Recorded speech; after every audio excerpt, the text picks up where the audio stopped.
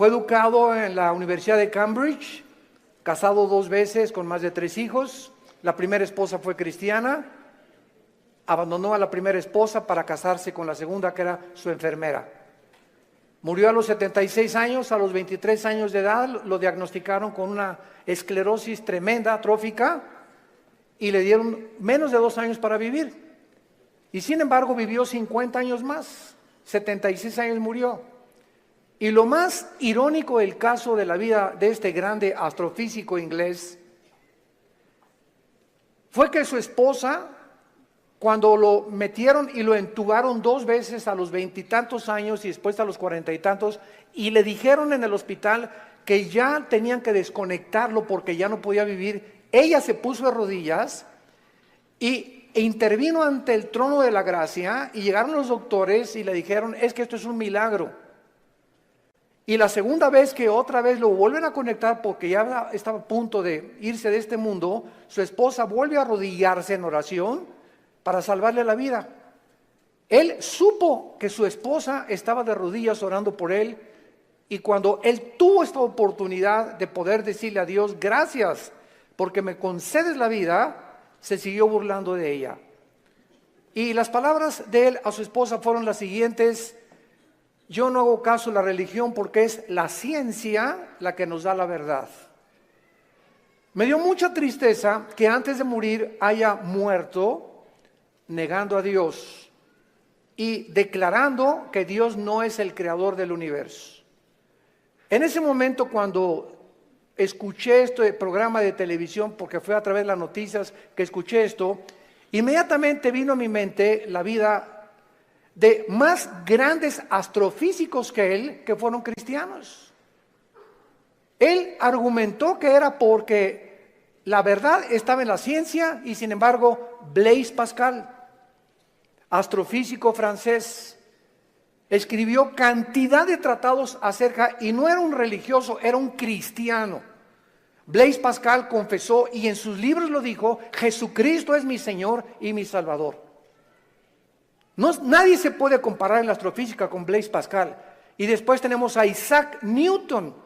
¡Qué tremendo! Isaac Newton, que comienza a postular las leyes de la famosa gravitación, cristiano de los pies a la cabeza, y muere alabando a Dios y dándole gracias a Dios por la muerte de Cristo. Louis Pasteur, siglo XX, un famoso doctor, experto en medicina, y el legado que él dejó a la ciencia fue impresionante, cristiano. Y finalmente Alberto Einstein, que fue famoso cuando dijo: Dios no juega con el universo como si jugara los dados. Todos estos hombres fueron cristianos y creían en Dios.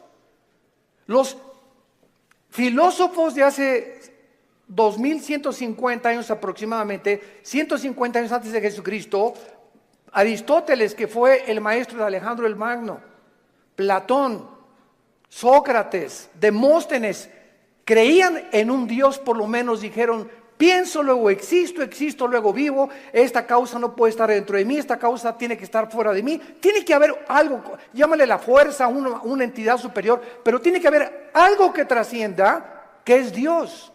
Aunque no lo pudieron nunca ubicar, el apóstol Pablo en Hechos 17 se enfrenta con los atenienses filósofos, discípulos de un gran hombre que se llamaba Zenón, y los discípulos eran los epicúreos y los estoicos. Y Pablo en Hechos 17 les demuestra y les dice: ustedes adoran a un Dios porque tienen un monumento altísimo que decía: al Dios desconocido. O sea, ellos lo único que sabían es que tiene que haber una causa detrás de la existencia del mundo y del universo. Pero llegamos al siglo XX, donde se levantan Friedrich Nietzsche, Jean-Paul Sartre, Bertrand Russell, Richard Dawkins, y finalmente este astrofísico que muere diciendo que Dios no puede existir ni ser el creador del universo. ¿Saben ustedes por qué el astrofísico Stephen Hawking negó a Dios antes de morir? Simplemente porque no pudo explicar sus sufrimientos. Su esposa lo dijo, la primera esposa: Stephen está enojado con Dios, con un Dios que no existe. Se amargó contra alguien que no existe. Y siempre estuvo repelando, ¿verdad? ¿Por qué? Si Dios es Dios, no lo sanaba y no lo levantaba de esa silla de ruedas. Hace poco ustedes escucharon el testimonio de Nicky, un muchacho sin brazos y sin piernas. Nació con el puro tronco nada más. Y cuando oye su testimonio dice que a los 8 o 9 años de edad, como no podía suicidarse, se metió y con la boca abrió la llave del baño para ahogarse. Y en ese momento él reaccionó y dijo, ¿pero qué es esto? Y comenzó a gritarle, Dios, si existes, dime la razón por la cual me trajiste hacia el mundo, sin brazos y sin piernas. Y entonces él entrega a los 11, 12 años de edad su vida a Jesucristo. Y no se imaginan ustedes los millones de almas que este muchacho, Nicky se apellida, ¿verdad? Nicky ha ganado en el mundo. Aquí lo tuvimos en México y mi esposa y yo, su esposa es mexicana y se han discipulado con nosotros desde hace muchos años. La esposa de él y la familia de ella también. Ahora ya van a ser papás otra vez. Así como lo ven, pero juguetón. Gracias a Dios por su vida. Entonces, podríamos nosotros realmente, porque esta es la espada y este es lo que esgrimen los ateos, los escépticos, los agnósticos, es que ¿por qué si hay un Dios hay un sufrimiento? ¿Por qué es?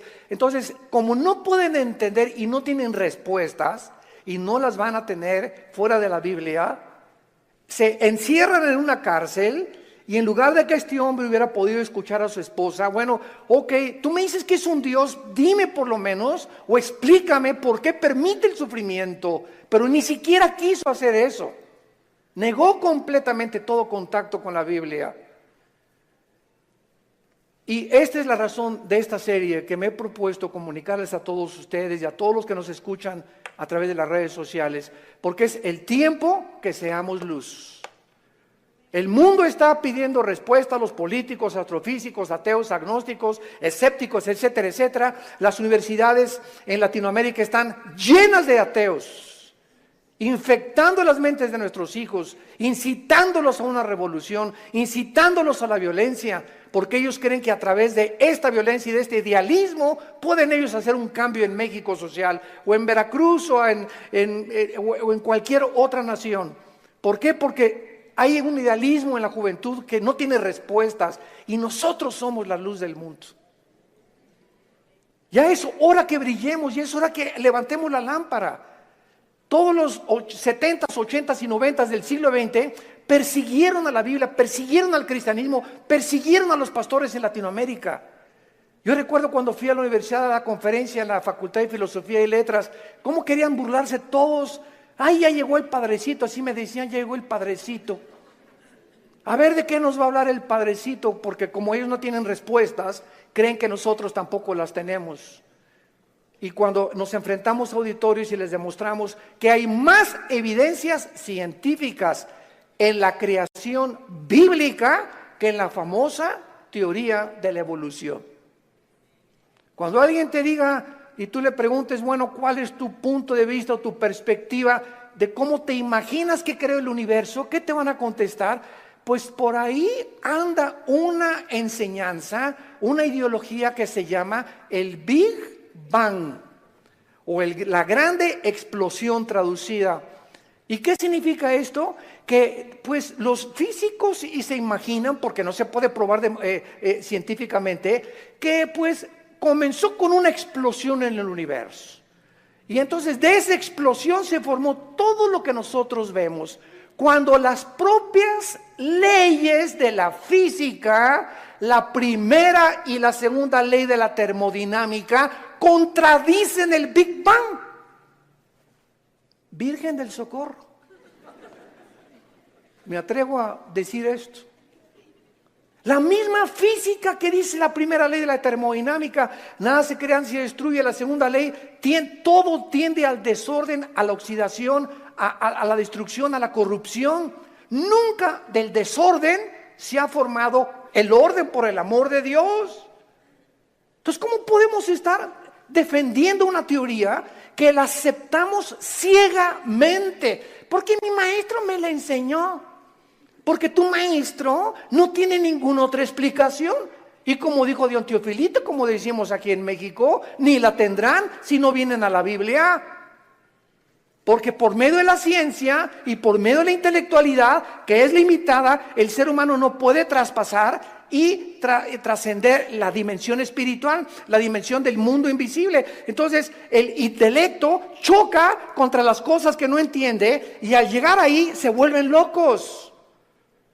Entonces no puede el ser humano comprender la inmensidad del universo que nos rodea, ni los caminos ni los pensamientos de Dios, porque son más altos que los nuestros. Dios tuvo que bajar hace 2000 años en la persona de Jesús para Él comunicarnos y revelarnos los secretos que se encuentran detrás de su universo, de su soberanía, de la tierra, de dónde venimos, los animales, la genética y la ciencia que continúan como demostrando y comprobando simplemente que la Biblia tenía la razón.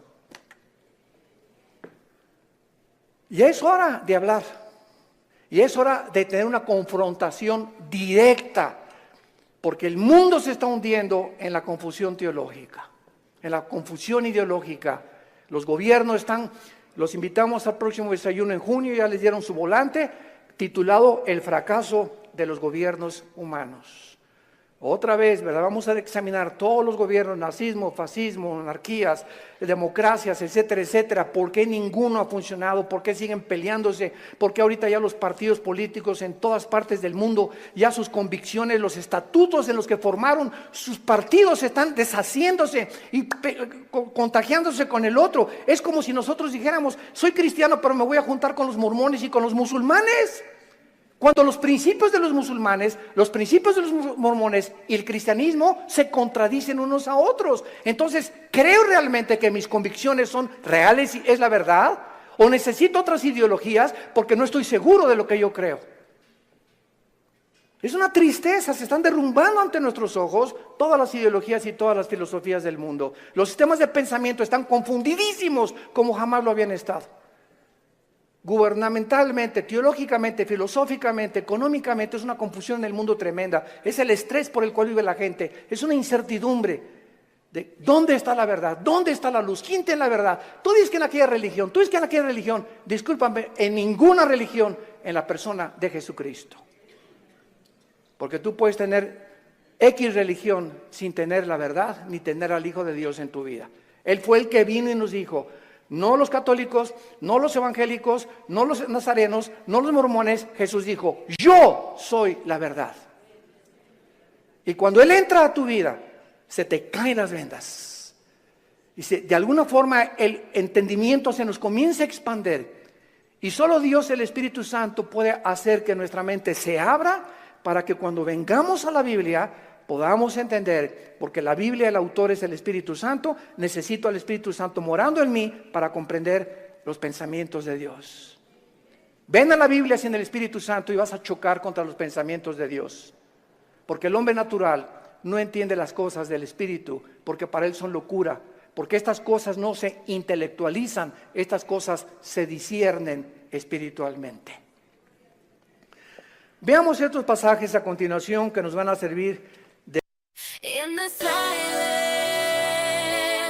there's a spark, a quiet tension in the dark. Watching your eyes across the room, can't deny. Something about you makes me wanna try. Feeling the vibe, and it's so brand new. Wondering if you're feeling it too. Step a little closer, don't be shy. I can tell you've got that spark inside. Let's see where the night might lead. Are you ready? We'll take the lead. Let's break the wall, let's cross the line. Don't need to hold back, it's our time. Let's break the wall, step into the light. You and I, let's make it right.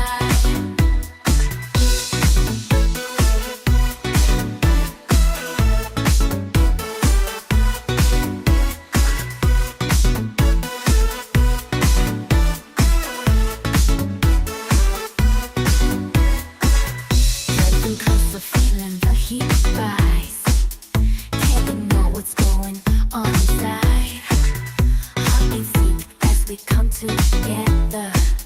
Maybe this could last forever.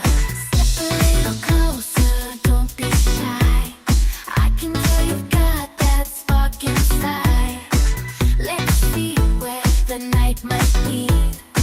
Are you ready? We'll take the lead. Let's break the wall. Let's cross the line. Don't need to hold back. It's our time. Let's break the wall. Step into the light. You and I. Let's make it right.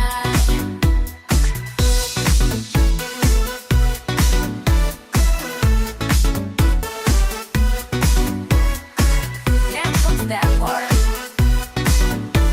I love it. No more waiting, the time is now. Let's dive in, let's take that vow. No second thoughts, no looking back. We got what we need, we're on track. Let's break the wall, let's cross the line. Don't need to hold back, it's our time. Let's break the wall, step into the light. You and I, let's make it right.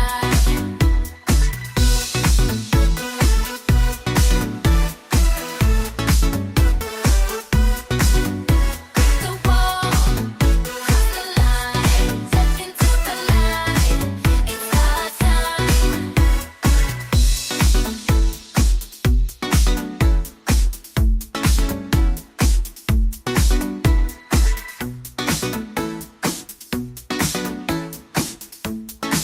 Dar una explicación y comenzar ya a levantar la bandera de la fe. Dice en Romanos 5, versículo 3, y no solo esto, sino que también nos gloriamos en las tribulaciones, sabiendo que la tribulación produce paciencia. Alguien viene sin el Espíritu Santo y lee este versículo, la conclusión a la que llega dice, esto lo escribió un loco. ¿Cómo puede alguien que está atravesando tribulaciones o problemas gloriarse? Inmediatamente se enfrenta esta persona con una pared.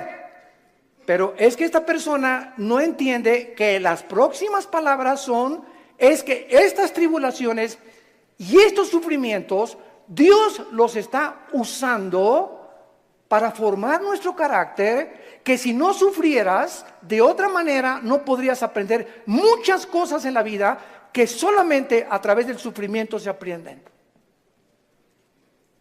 Dice Salomón en Proverbios, el sufrimiento purifica el corazón. Esta es la razón por la cual comenzamos ya a entender, y cuando comenzamos a entender los pensamientos de Dios, y aunque no vamos a ser libres de sufrimiento, por lo menos Dios va a entrar a nuestra vida y nos va a dar una esperanza para que en ese valle de sombra y de muerte tengamos paz. Para que en medio de las tribulaciones que tú estás atravesando y en medio del divorcio que estás ahorita enfrentando y el abandono de tu esposo y el abandono de tu esposa y el abandono de tus padres, por lo menos en medio de ese horno de fuego que tú estás atravesando, Jesús está contigo. Y aunque no se va a acabar hasta que Él venga a todas estas cosas, Él nos da la fuerza para resistir hasta el final con gozo. Y la paciencia solamente es el fruto de las pruebas y las tribulaciones. ¿Se imagina lo que la Biblia dice? ¿Y para qué quiere la paciencia, Señor? Si no tienes paciencia, te vas a casar con el chavo equivocado. Si no tienes paciencia, te vas a casar con la muchacha equivocada. Si no tienes paciencia y eres una persona impulsiva que compras y vendes, etcétera, etcétera, sin meditar ni reflexionar nada, vas a comprar la casa equivocada, el carro equivocado, el viaje que Dios no quería que hicieras lo vas a hacer por tu impaciencia, porque por naturaleza somos impacientes.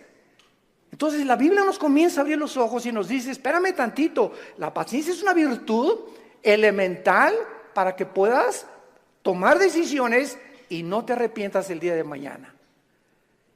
Pues yo quiero la paciencia, Señor. Viene entonces el fuego de la prueba. No tengas miedo de las tribulaciones. Mi esposo, hermano, parece un martillo conmigo y duro y duro y duro y duro. Hermana, pues mientras más, te está haciendo tu esposito, sin que te des cuenta, estás desarrollando una capacidad para aguantar. Que si no quieres hacer eso, pues sácate un cuchillo y vete sobre él entonces. Y acaba con tus problemas. Hace muchos años, quiero irme con mucha calma con estas conferencias porque son muy importantes y tratar de, no se imaginan, oren por nosotros, por mi esposa y por nosotros, nuestros hijos. Necesitamos mucho de las oraciones de todos ustedes y le pido a Dios mucha oración, que siempre que yo estoy enfrente de un público pueda yo tener la capacidad de explicar su bendita y profunda palabra. Hace muchos años había un dramaturgo inglés llamado Oscar Wilde. Y él hizo muchísimas obras de teatro. Yo me acuerdo, tenía como 18, 19 años de edad. Formé parte de un elenco teatral llamado Hamlet. Y en una de las cosas que yo tenía que declarar durante el escenario, en el teatro, representando a Hamlet, ¿verdad? Dice así la obra de William Shakespeare: morir, dormir, no más. ¿Qué es más levantado para el espíritu? ¿Levantar las armas contra un piélago de calamidades y haciéndole frente a acabar con ellas? ¿O esperar el sufrimiento y dormir y morir no más? En otras palabras, este dramaturgo, que no era cristiano, pero creía en Dios, Oscar Wilde, y tenía problemas morales, ¿verdad? No nos vamos a meter con eso ahorita. Oscar Wilde pudo entender que en la vida es o mueres o vives. Ahora, escojo vivir, aguántate. Le decía a mi papá, no chille, agarre piedras. Estamos vivos, no es Disneylandia, por el amor de Dios, ya madura. No es Reino Aventura. No estamos en el milenio todavía, estamos en un mundo de una raza humana caída, donde hay pecado, muerte, oscuridad, sombras, tristeza, enfermedades, violencia, etcétera, etcétera. Y vamos a través de esta serie a explicar por qué permitió Dios esto. Y nos vamos a dar cuenta, cuando veamos la explicación de Dios, vamos a levantar las manos, te voy a decir: Señor, profunda es tu sabiduría y tu gracia y tu misericordia. Cuán profundos son tus pensamientos. Y yo era como era porque no entendía. Ahora entiendo, Señor, y te alabo y te bendigo. Y va a venir una paz sobre tu vida que sobrepase el entendimiento, que te va a dar la fortaleza de seguir viviendo para Jesús. Y este es el propósito de esta serie que he tratado de preparar para todos ustedes y los que nos escuchan.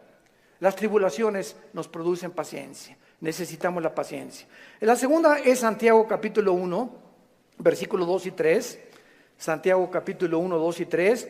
Hermanos míos, otra vez, parecía que estuviera loco Santiago, de cual fumó. Tengan por sumo gozo cuando se hallen en diversas pruebas. ¿Quién puede llegar a esa conclusión, verdad? Gózate cuando te corran de tu trabajo. Gózate cuando pierdas tu casa. Gózate cuando tienes algún problema, ¿verdad? ¿Por qué me voy a gozar? Porque esa prueba que estás atravesando está produciendo paciencia. Otra vez, Santiago está de acuerdo con Pablo para poder, con diferentes palabras, decirnos que las pruebas producen paciencia. Entonces tú llegas a tu casa con tu esposa. ¿Qué crees, mi chenchita? ¿Qué, mi amor? Estás tan contento, te veo. Te ascendieron de puesto. No, mi amor, al contrario, me corrieron. ¿Quién podría reaccionar así? Nadie, ¿verdad? Ni marihuano. Nadie podría reaccionar de esa manera, más que un cristiano que vive en el Espíritu. Y la esposa, oye, pero ¿sabes una cosa? Esto no es para que te pongas contento. Sí, mi amor, ¿sabes una cosa? Porque acuérdate de Romanos 8:28.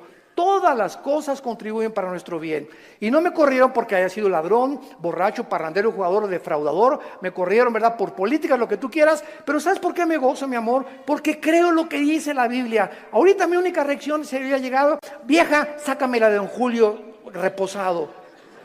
Y vamos a ponernos los dos hasta atrás. Esta vida no vale gorro. Vamos a divertir. Que nada, y que Dios, ni qué cristianismo. Esa es la otra reacción.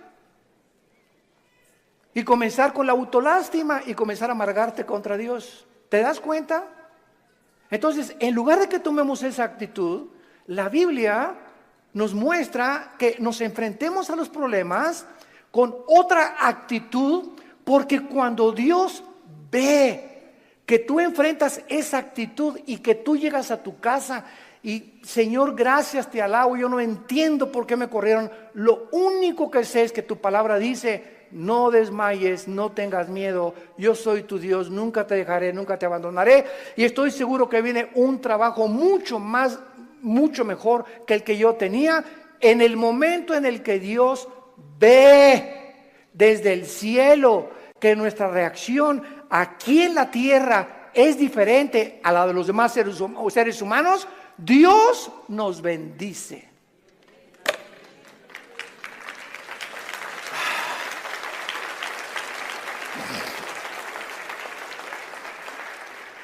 Porque sin fe, ¿y cómo se demuestra la fe? Actuando al contrario de nuestros sentimientos y emociones. Hebreos 11:6. Y el versículo 1 de Hebreos 11 dice: y la fe es la certeza de lo que se espera, la convicción de lo que no se ve. Veamos y metamos aquí un microscopio. La fe está relacionada con el futuro y con lo invisible. Es una certeza, es una seguridad de algo que está adelante de mí, que estoy esperando, y aunque yo no lo vea, estoy seguro que viene a mi vida. Y además estoy tan convencido aunque no lo vea. La fe, si no es algo que tú estás esperando y no estás convencido, tu fe es la fe de los demonios. Dice Santiago capítulo 2 que los demonios también creen. No, yo creo en Dios.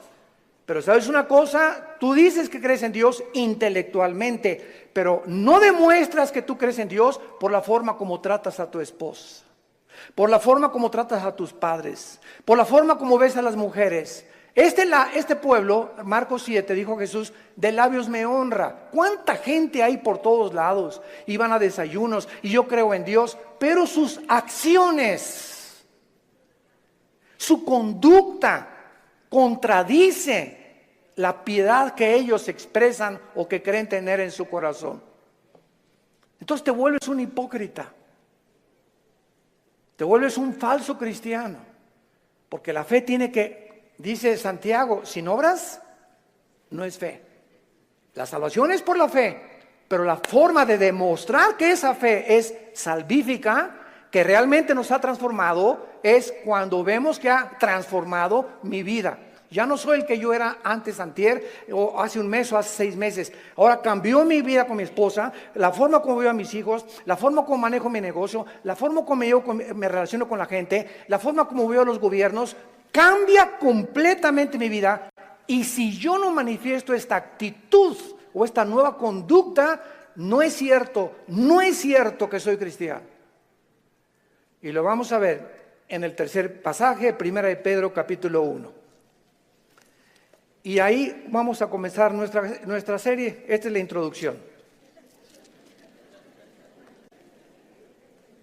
En 1 de Pedro capítulo 1, versículo del 6 al 9, escribe el apóstol Pedro, y los recipientes de esta carta eran judíos perseguidos por Roma. Esta carta fue dirigida a cristianos que están siendo perseguidos o sufriendo por su fe, en lo cual vosotros os alegráis, aunque ahora por un poco de tiempo, si es necesario, tengáis que ser afligidos en diversas pruebas, para que sometida a prueba. Vuestra fe, mucho más preciosa que el oro, el cual, aunque perecedero, se prueba, con fuego se añade en alabanza, gloria y honra, cuando sea manifestado Jesucristo, a quien amáis sin haberle visto, en quien creyendo, aunque ahora no lo veáis, os alegráis con gozo inefable y glorioso, obteniendo el fin de vuestra fe, que es la salvación de vuestras almas. En otras palabras, y este es el tercer principio espiritual de nuestra serie, la fe de todos aquellos que han dicho: Jesús, entra a mi vida. Ayer en el desayuno tuvimos más de 35 decisiones, gracias a Dios. Y la gente que hace una decisión por Jesucristo, quiero que lo sepas, tu fe va a ser probada. Tu fe va a ser probada. ¿Y saben ustedes dónde comienza a ser probada? En la familia, con tus hermanos y con tus papás o con tus primos. ¿Por qué? Porque la primera prueba de la fe es la persecución. Ayer nos contaba mi hermano Alejandro, él es el director del Instituto Teológico Internacional, el ITI, y nos contó una anécdota mientras veníamos de Toluca al desayuno en el camino, que yo no la conocía de mi hermano. Y me dice: Armando, tú sabes que cuando yo me convertí, porque él fue el primero en la casa que se convirtió. Y yo los correteé como 2 o 3 años. Una vez quise incendiar una reunión de oración. El gadareno era Pinocho comparado con los demonios que yo traía. Y se los digo en serio. Y me dice mi hermano: tú sabes que cuando yo me convertí, guié a la casa, y mi mamá inmediatamente me quiso correr. Ya te metiste con una secta, quién sabe qué te metieron, etcétera, etcétera. Total, dice, me tuve que salir de la casa, y a los 4 días regresé a la casa. ¿Y qué crees? Estaba un cuñado mío, nuestras hermanas, la abuela, los tíos, y me hicieron juicio. Todos alrededor de la mesa, diciéndome: a ver, acércate por favor, estamos escuchando que ya te cambiaste de religión. Y que andas por ahí con unos aleluyas y quién sabe qué tantas cosas. Y en esta familia, la única religión que tenemos es tal y tal y tal y tal cosa. Y dice mi hermano: yo lo único que hice es a todos ellos que me hicieron juicio por haber aceptado a Cristo, en lugar de que contentos de que dejé las drogas, porque era bien hipioso mi hermano antes, y le metía todo, ¿verdad? En lugar de que estuvieran contentos, estaban completamente enojados que yo había comenzado a leer la Biblia. Y lo único que les dije fue, puse la Biblia en medio de todos y les dije: ¿la han leído? Y comenzaron todos a voltearse unos con los otros. No, Chepo. Pues si no la han leído, ¿qué base tienen para juzgarme que yo estoy mal? Porque si no es la Biblia la base de nuestra fe, ¿qué es entonces? Yo no les dije que fui con los mormones, ni que fui con soy un musulmán. Estoy en un grupo de cristianos que leemos la Biblia. Y si ustedes no leen la Biblia, no tienen ninguna base. Dice mi hermano: desde esa vez nunca se volvieron a meter conmigo. Pero vino la persecución inmediatamente, y vendrá contra ti también, y comienza en la propia familia. ¿Por qué? Porque Dios nos sacó de las tinieblas de nuestra familia para regresar a nuestra familia e iluminarlos y sacarlos también al reino admirable de la vida de Jesucristo. Y si tú en tu familia no eres una luz, y en tu medio donde trabajas no eres una luz, y no estás dando testimonio de Jesucristo, tu cristianismo es religioso nada más. Y recibirán poder. ¿Para qué? Para poder enfrentar al mundo. Sin ese poder no se puede enfrentar al mundo. Hechos 1:8. Y recibirán al Espíritu Santo y me serán testigos. Entonces vemos nosotros que tiene un propósito todo esto. Muy bien. Vamos pues a comenzar esta serie con las siguientes declaraciones y reflexiones. No cabe duda que vivimos en un mundo completamente disfuncional. No hay un solo matrimonio funcional. El matrimonio es la unión de 2 extraterrestres. Pero por si fuera poco, 2 extraterrestres que ninguno se conoce ni se entiende el uno al otro. Y vas a tener 60 años de casado, como dijo un gran predicador hace algún tiempo en un estadio en Estados Unidos que lo escuché. Yo tengo 60 años de casado más o menos y sigo sin entender a mi esposa. Y como dijo Dios Teofilito, ni las vamos a acabar de entender. Porque no nos manda Dios entenderlas, nos manda Dios amarlas. Entonces, cuando nosotros comprendemos esto, que no hay un matrimonio, o sea, no hay un matrimonio perfecto, es lo que quiero decir. No hay un matrimonio donde todo, en la luna de miel, John Travolta y se casó con esa muchacha que se parece a la Madonna y vamos a ser felices y qué guapo, ¿verdad? Y tiene coche. Todo eso desaparece después de la luna de miel. Comienzas a enfrentarte con una persona imperfecta, de los pies a la cabeza. Peor todavía si no son cristianos. Si con cristianos se lucha y se sufre, imagínate no siendo cristianos, ¿no? Por eso hay tantos divorcios. Entonces te enfrentas con una persona, con una mujer, que no sabes cómo tratarla, no sabes, de todo chilla, no sabes por qué chillan las mujeres de todo. Habla, parece perico de África como habla mi esposa. Es que a las mujeres Dios les dio esa capacidad de hablar hasta por los, quién sabe por dónde más. Hasta por los pies hablan las mujeres. Y nosotros, ¿verdad? O sea, tú sabes una cosa, cuando tú hablas con una persona, en el momento en que te paras a escuchar a una persona, no sé si ustedes lo sepan, la Biblia nos los muestra, el hecho que te estés concentrando en escuchar lo que está diciendo, estás emanando energía, te estás desgastando. Cuando Jesús lo tocó a la mujer, ¿se acuerdan ustedes la mujer con el flujo? Alguien me tocó. ¿Por qué? Porque dice, energía salió de mí.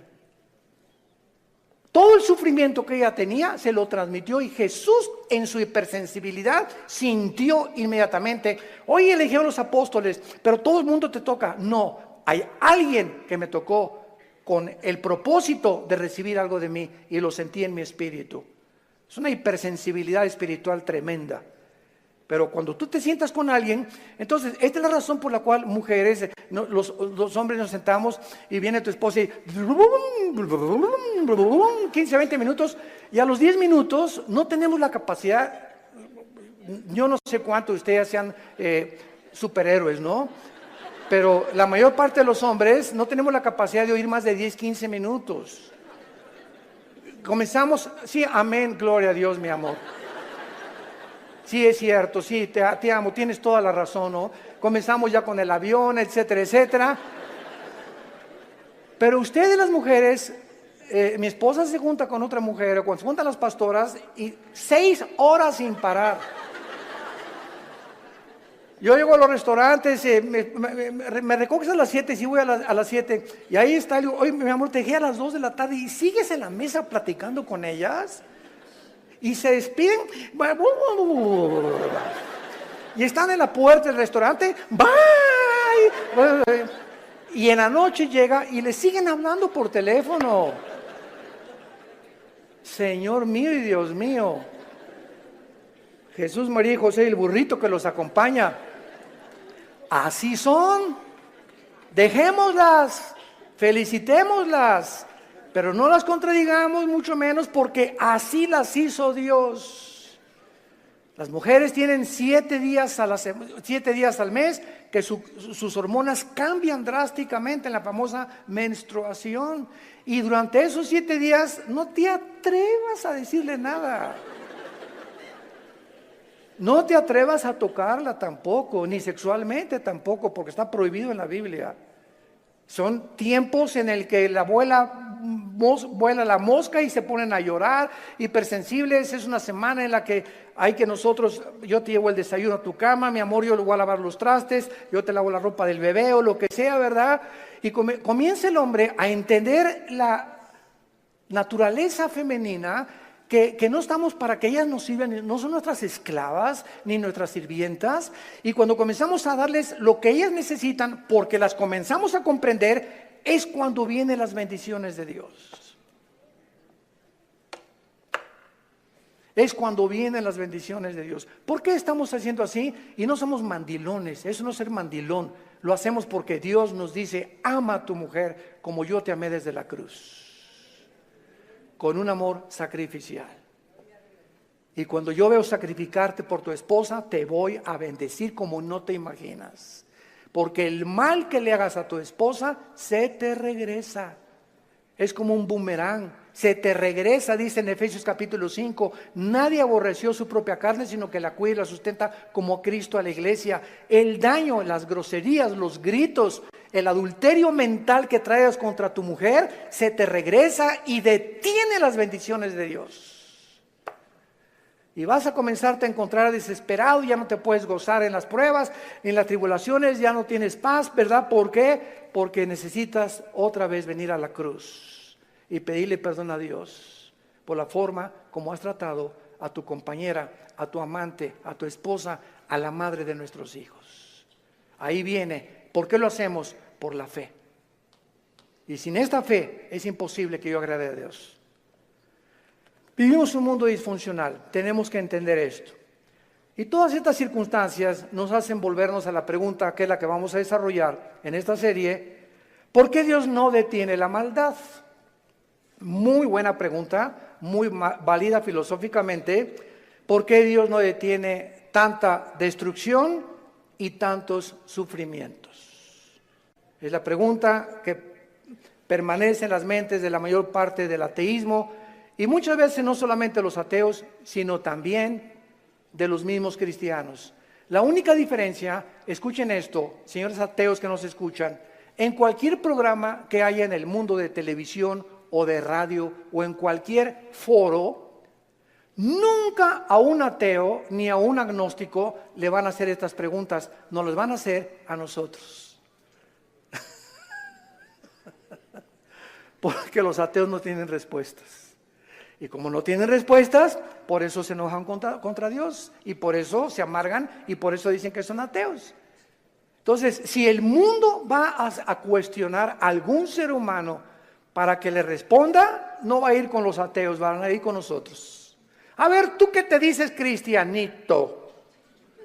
Dime esto y esto y esto. Hace mucho les conté un incidente que lo he repetido así. Una vez estaba platicando sobre el ateísmo en el Hotel María Isabel, salimos del desayuno hace algunos años y me aborda una persona en el elevador, pero así, ¿verdad?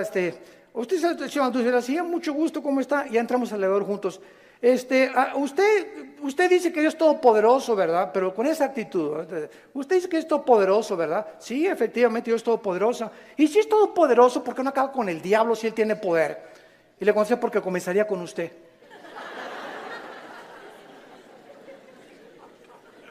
Dele gracias a Dios. Le cambió completamente su perspectiva.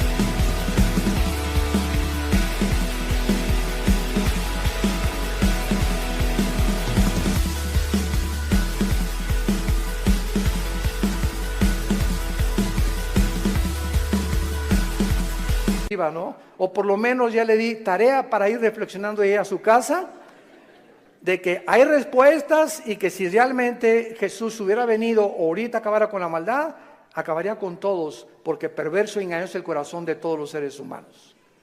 Entonces démosle gracias a Dios que no lo ha hecho y que en su paciencia, dice en 2 de Pedro capítulo 3, está esperando para que todos o la mayor parte de los seres humanos se arrepientan antes de que juzgue severamente este mundo. Muy bien, entonces por causa de no tener estas respuestas que demandan sus mentes finitas, cuando una persona astrofísico o ateo demandan respuestas, no se ponen en la posición honesta de decir, bueno, ok, yo ando buscando por qué el sufrimiento y la maldad, pero me voy a poner en una posición honesta. Yo soy un ser humano. Amén, lo soy. Si soy un ser humano y si existe Dios, es lógico, vamos a decir una línea lógica elemental, es lógico que sea un ser sobrenatural y sería imposible poder comprender los pensamientos, así como un niño no comprende los pensamientos de su padre ni de un filósofo. Aunque es el mismo cerebro, no está desarrollado el niño de 6 años como el de uno de 25 años de edad. Entonces, siguiendo esta línea de lógica, si existe un Dios, tiene que ser mucho, mucho más grande. Entonces, yo estoy ante un universo lleno de misterios. Estamos llenos de misterios. Si hay extraterrestres, si no hay extraterrestres, si existen los hoyos negros, si no los hoyos negros, si es el otro, cómo comenzó el universo, de dónde venimos, bla, bla, bla. Estamos llenos de misterios. Entonces, estos misterios no voy nunca a comprenderlos con la mente de caracol que tengo. Porque si existe Dios, es un ser hiperdimensional. ¿Qué necesito? Buscar dónde lo puedo encontrar. Si existe un Dios, ¿dónde lo puedo encontrar? Entonces, hay mucha gente honesta intelectualmente que se envuelve en religiones. Entonces, por eso Sigmund Freud, el padre del psicoanálisis freudiano, dijo, es que el ser humano busca a Dios porque tiene miedo a la oscuridad y a lo desconocido. Y entonces este temor inconsciente, escribió Freud, es lo que impulsa a muchos seres humanos a buscar a un Dios.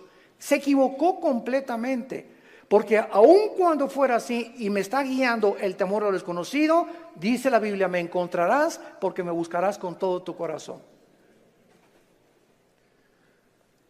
Yo les confieso, en mi caso particular, a los 25 años de edad me encontraba yo en un momento existencial en mi vida, que estaba yo en el lodo, así estaba yo en el suelo completamente.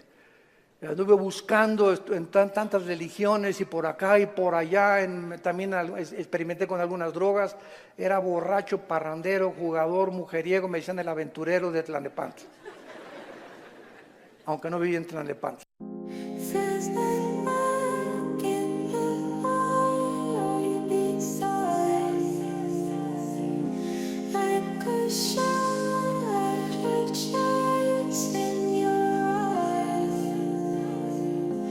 There's no fate in the eyes of the sun, like a shower of behind the light.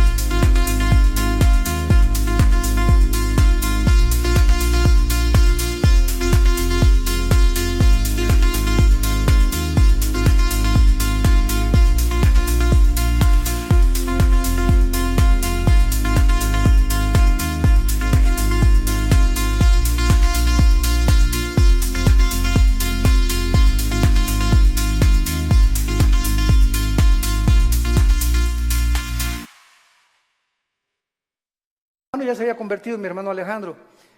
Y caí de rodillas un día porque los amenacé, llegaba mi hermano con los cristianos, Armando, arrepiéntete, mira, ustedes están locos. Y llegaban ahí, ¿verdad? Y hasta comenzaron a pelar, en ese tiempo se comenzaron a peinar como Jesús, así, y se ponían hasta unas túnicas blancas y me parecían locos, freaks, como le decimos en inglés, ¿no? Y dije, no, están más locos que nada, es la nueva onda, ¿verdad?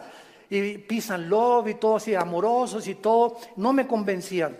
Hasta que llegó esta crisis existencial en mi vida, en la que ya no tuve más que hacer, intenté quitarme la vida 2 veces. Ya no quería vivir, dije, no hay propósito, significado en mi vida. Y en esa crisis caí a las 4 o 5 de la mañana recordando las palabras que siempre mi hermano, antes de irse a la casa, oraban por mí. Y esas oraciones que hacían por mí en la casa me llegaron a tocar las fibras más sin que yo lo supiera, movieron mi espíritu. Y me levantó el Señor, creo, a las 3, 4 de la mañana y caí de rodillas. Le dije, Dios, si tú existes, te necesito. No sé quién eres, pero yo te necesito si tú existes. Y si es verdad que es tu Hijo, al quien tú escogiste y en quien el cual tenías tu complacencia y lo mandaste para que lo oyéramos a Jesús, no dijiste que oyéramos a Buda, ni a Mahatma Gandhi, ni a Mahoma.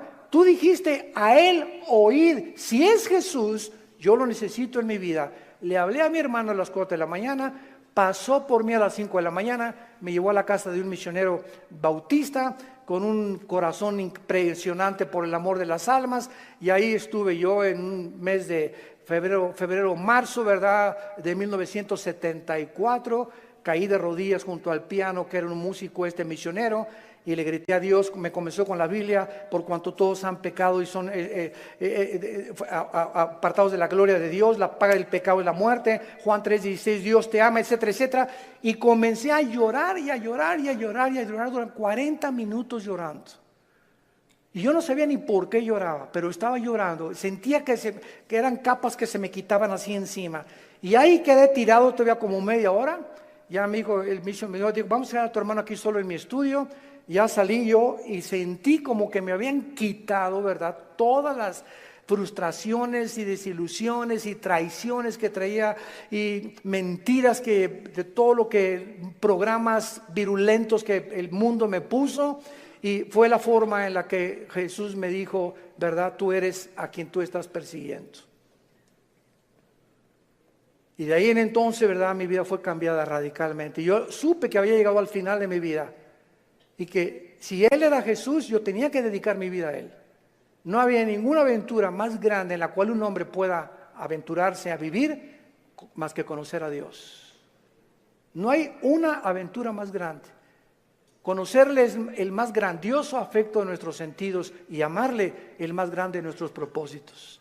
A los 3 años de que comencé a trabajar yo en la hotelería, era gerente del hotel el que acabamos de ir ahorita en la reunión de los pastores ahí en Acapulco, enfrente de la Diana. Estuve de gerente como 1 año, gerente en el Hotel Camino Real de Polanco, etcétera, etcétera. Y le dije a Dios, me voy de misionero. Yo creí que Dios me había llamado para otra cosa, me fui de misionero y me fui a la sierra de Oaxaca, entre la costa chica y la costa grande, entre Oaxaca y Guerrero. 3 años durmiendo en pisos de adobe. Mi cojín era un ladrillo envuelto en periódicos y me tapaba en la noche con periódicos, con los indígenas. Yo creí que me había llamado Dios para ser misionero, porque los misioneros que conocí en Acapulco me mandaron para que yo fuera, y lo único que me daban era un cheque de $100 al mes. Comíamos lo que pescábamos, las almendras que arrancábamos y los mangos que quitábamos de los árboles durante 3 años de mi vida. Y ahí conocí la máxima de las pobrezas. Más pobre no puede ser. Yo dormido en camas de piedra, hermano, te gané. En covachas, estas eran chozas de adobe. Y además había un pueblo ahí que se llamaba El Ciruelo, cerca de Tejucunicuilapa, en la Costa Chica, que era de leprosos. Y me acuerdo que un día me dijeron, ¿por qué están tapados así? Es que son leprosos. Y yo creí a las 2 de la mañana que Dios me había llamado a morir con lepra. Y le dije a las 2 de la mañana a Dios, si ese es mi destino, Señor, aquí estoy. Yo no sabía ni qué contagios era la lepra, ni conocía mucho de la lepra, pero yo creí que Dios me había llamado para morir como un leproso. Y ya, ¿verdad? Pasaron los 3 años, regresé a Acapulco, comencé a predicar, a fundar movimientos de estudios bíblicos en las casas. En 1979 la organización del famoso evangelista, que vamos a orar por él, Luis Palau, se está muriendo de cáncer, por cierto. Tiene cáncer en los pulmones, Luis Palau. Me hablaron a formar parte del equipo de Luis Palau. Del 79, 80 y 81 estuve como evangelista por toda la República, todo Tabasco, Guerrero, Veracruz, pueblito en pueblito, predicando de choza en choza, pueblito. Nos corretearon, nos aventaron piedras, nos aventaron palos, me lastimaron 2 veces, me enfermé con malaria, me enfermé con calentura de 40 grados, etcétera, etcétera. Y todas estas fueron, ¿qué cosa? Pruebas. Dios estaba forjando carácter en mi vida, que era muy importante para lo que más tarde me tenía que enseñar. Y el secreto, quiero decirles a ustedes, el más grande secreto de la vida es no amargarte. Es el más grande secreto de la vida cristiana. Un cristiano amargado no entra a la tierra de Canaán. No pasas Canaán. Dice Hebreos 12 que bloquea la gracia de Dios, la amargura. No importa lo que nos hayan hecho, lo que nos digan. Me acuerdo en los 80s cómo nos calumniaron, me dijeron que me había casado 4 veces, que tenía hijos hasta en Iztapalapa, 15. Bueno, es increíble, y todavía me dicen que de vez en cuando han oído esos rumores, ¿no? Ya le gané a Salomón. Puras mentiras. Pero el diablo es encargado de verdad de buscar la forma de desprestigiarte, de impedir. Pero ¿sabes una cosa? Que nuestro destino no depende de lo que la gente piensa, nuestro destino depende de Dios. Y nadie puede arrebatarte ese destino que Dios te ha dado. Nadie, absolutamente nadie. Y para terminar, sí existen respuestas, y mientras todo se aclara, y mientras nuestra poca y chica y limitadamente intelectual comprende, y ahorita comenzamos ya con el Espíritu Santo a entender muchas cosas más que sin el Espíritu Santo imposible poder comprenderlas, Dios nos deja 2 consuelos. El primero, la resurrección de nuestra vida. Vamos a volver a vivir. Hijo, ten calma. No importa lo que estás pasando, cuando tú mueras y resucites, vas a tener el cuerpo que anhelabas tener. Si eras chaparrito y pelón, vas a ver el cuerpo que te voy a dar. Hemos sufrido las enfermedades, todo lo que pasemos aquí, no nos imaginamos. Y la esperanza de que vamos a tener un cuerpo fue que Jesús se levantó de los muertos. Él es la esperanza y la gloria de nosotros. Vamos a volver a vivir. Y todo lo que hayamos sufrido y lo que hayamos afligido, y si acabaste en silla de ruedas o no silla de ruedas, o con cáncer o no cáncer, o lo que hayas pasado, no va a ser comparable con las glorias que en nosotros se van a manifestar. Y la segunda consuelo es que vamos nosotros realmente a tener un mundo nuevo, donde reine la justicia y la paz y la equidad. Viene ese mundo que anhelamos y que queremos cambiar por las revoluciones armadas, por la guerra, por la política, por la educación. De ningún esfuerzo humano el mundo va a cambiar hasta que Jesucristo regrese con todos nosotros a establecer su reino milenial.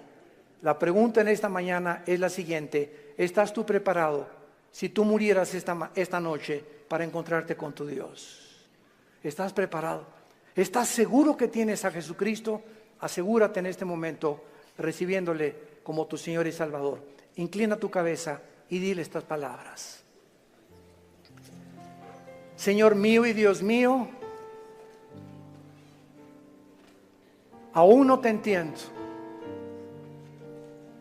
pero he comprendido que no necesito entender todas las cosas, más que una sola: te necesito. Sé que tú en la cruz enviaste a tu Hijo a pagar con su sangre por mis pecados, y que la resurrección de Jesucristo transformó el imperio romano, transformó la historia humana, al grado que la historia se cuenta antes y después de la vida de Jesús. Señor Jesús, gracias por esta muerte en mi lugar. Creo que con tu sangre pagaste lo que yo no podía pagar jamás. Y creo, como resucitaste de los muertos, que estás vivo. Y en este instante te pido, porque creo que vives, que entres a mi corazón. Señor, te necesito. Yo sé que con el tiempo comenzarán a caerse las cortinas de mi mente y comenzaré a comprender más y más cosas que ahora no entiendo, pero lo único que sé es que te necesito, que moriste en mi lugar y que nunca me dejarás ni me desampararás. Te recibo como mi Señor y mi Salvador. Amén. ¿Qué haríamos sin la Biblia? ¿Qué haríamos sin este maravilloso libro? El libro de los libros. Todos ustedes en esta mañana que por primera vez han hecho esta oración, nos gustaría bendecirles y saludarles. Y si tú en esta mañana hiciste esta oración por primera vez, ahí desde tu lugar te pido que te pongas de pie. Párense los que hicieron esta oración invitando a Cristo a sus vidas. Gracias a Dios. ¿Cuánta gente? Que Dios los bendiga. Gracias. Muchas gracias. Gracias, joven. Que Dios te bendiga. Alguien más. Que Dios la bendiga. Gracias a Dios. Allá atrás también. Muchas gracias. Gracias, Señor. Gracias, señorita. Gracias, joven. Que Dios te bendiga. Gracias, Padre, por todas estas personas, estas nuevas almas que vienen a la cruz. Nos ponemos de pie para recibir la bendición pastoral. Los que quieran extender su mano hacia acá lo pueden hacer. Los que no, no hay ningún problema. Es en señal de que recibes esta bendición. Dios bendiga tu vida. Dios bendiga tu matrimonio. Y les dé la paciencia para tolerarse y soportarse el uno al otro hasta que venga Jesús. Y esta fortaleza solo nos las puede dar el Espíritu Santo, viviendo en la palabra de Dios. Dios bendiga a tus hijos. Dios bendiga el fruto que llevas ahora en tu vientre. Que esta criatura crezca y nazca en un hogar cristiano, con principios de ética y de conducta moral. Que pueda el muchacho crecer con la seguridad y decir siempre: mis padres se amaban, mis padres se respetaban. Dios bendiga a tus padres, Dios bendiga tu trabajo, tu entrada y tu salida. A sus ángeles mandará para que tu pie no tropiece en piedra. Él te llenará el conocimiento de su voluntad con toda inteligencia y sabiduría espiritual, para que andes como es digno de Él, llevando fruto en toda buena obra y creciendo en el conocimiento y la gracia de Dios. Nosotros ya no estamos en tinieblas, estamos bajo la luz, para que seamos luz en medio de una generación que se está degradando y perdiendo rápidamente por la corrupción que hay en el mundo. Que esa paz que sobrepasa el entendimiento, guarden ahora tus pensamientos y tu corazón